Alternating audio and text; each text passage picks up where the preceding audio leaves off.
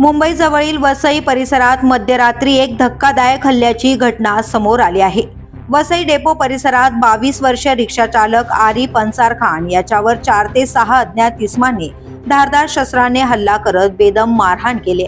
मिळालेल्या माहितीनुसार आरिफ हा रात्री प्रवासी घेण्यासाठी उभा असताना काही मद्यधुंद तरुण एका व्यक्तीला लुटण्याचा प्रयत्न करत होते। हा प्रकार पाहून आरिफ त्या व्यक्तीच्या मदतीसाठी गेला। कारणावरून हल्लेखोरांनी त्याच्यावर जीवघेणा हल्ला चढवला। धारदार शस्त्राने आरिफच्या चेहऱ्यावर आणि पाठीवर वार करण्यात आले। रक्तबंबाळ अवस्थेतही त्याने आरडाओरड केल्याने स्थानिक नागरिक घटनास्थळी धावून आले, मात्र आरोपी तेथून पसार झाले। गंभीर जखमी झालेल्या आरिफला तातडीने डीएम पेटिट हॉस्पिटल येथे दाखल करण्यात आले। त्याच्यावर उपचार सुरू आहेत। या हल्ल्यात त्याला तब्बल 26 टाके पडले। या प्रकरणी माणिकपूर पोलीस ठाणे येथे गुन्हा दाखल करण्यात आला असून पोलिसांनी सीसीटीव्हीच्या आधारे आरोपींचा शोध सुरू केलाय। मात्र इतक्या गंभीर हल्ल्यानंतरही सौम्य कलमांखाली गुन्हा दाखल केल्याने कुटुंबियांनी नाराजी व्यक्त केली।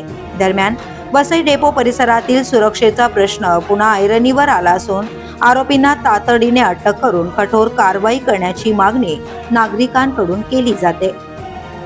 द पोलीस न्यूजसाठी श्रीधर चव्हाण, वसई।